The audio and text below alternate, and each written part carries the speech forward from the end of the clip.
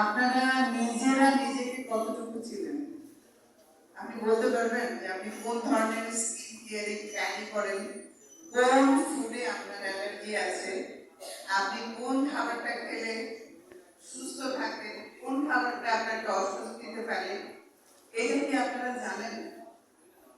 আমার আমার যতটুকু, আমি একজন মেন্টাল হেলথ কাউন্সিলর, আমি দেখেছি ম্যাক্সিমাম মানুষ তার নিজের সম্পর্কে জানে না, সারাক্ষণ অন্যকে নিয়ে ব্যস্ত থাকে, অন্যরাই তাকে ভালো রাখে, অন্যরাই তাকে খারাপ রাখে, স্টিয়ারিংটা চলে গেছে আরেকজনের হাতে।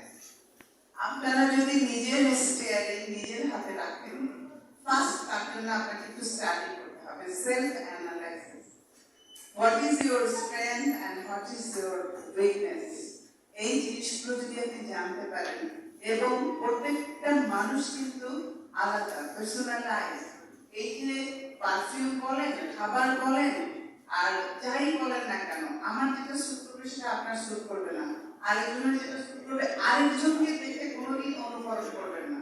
যে কোনো জিনিস আপনি ফার্স্ট নিজের হাতে লাগান, একটু কানের পেছনে লাগান, দেখেন যে সেটা আপনাকে স্যুট করছে কিনা, দেন ইউ উইল কন্টিনিউ ইট।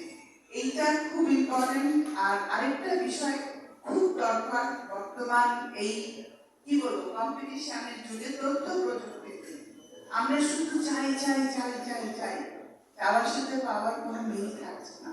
আর যখনই চাওয়ার সাথে মিল থাকে না পাওয়ার, তখনই আমরা কি করি, ফ্রাস্ট্রেটেড হয়ে যাই, এবং ফ্রাস্ট্রেটেড হয়ে প্রচুর ভুল কাজ করি, নিজের ক্ষতি করি। তো আমি একজন আমার ওয়েলনেস সেন্টার আছে, তা আমি বলবো ফার্স্ট ইউ নো ইউরসেলফ। আপনি আগে নিজে কি চান, কোন কাজটা আপনি ভালোবেসে করবেন সেই কাজটাই করবেন, জোর করে কোনো কিছু করতে যাবেন না, কখনোই ভালো আউটপুট আসবে না। তো ভালো আপনার একটা রেজাল্টের জন্য কাজের সাথে আপনার ভালোবাসা থাকতে হবে। একটা নিয়ন্ত্রিত লাইফস্টাইল আপনাদের মানে বর্তমানে আমাদের অত্যন্ত প্রয়োজন হয়ে গেছে। আমাদের ডিসিপ্লিন লাইফ যেটাকে বলি, আমাদের একটা আহারের একটা নিয়মিত আহার, পরিমিত এক্সারসাইজ, আমাদের ভালো ঘুম, একটা ভালো চিন্তা, নেগেটিভিটি থেকে বের করে পজিটিভিটি আমাদের মধ্যে রাখা। আমরা যখন পজিটিভ কিছু চিন্তা করি, আমাদের বডিতে পজিটিভ হরমোন সিক্রেশন হয়, তখন আমরা ভালো থাকি। আর নেগেটিভিটি যখন থাকে, আমি তো নেগেটিভ থাকি, আমার চারপাশের লোককে নেগেটিভের মধ্যে নিয়ে যাই।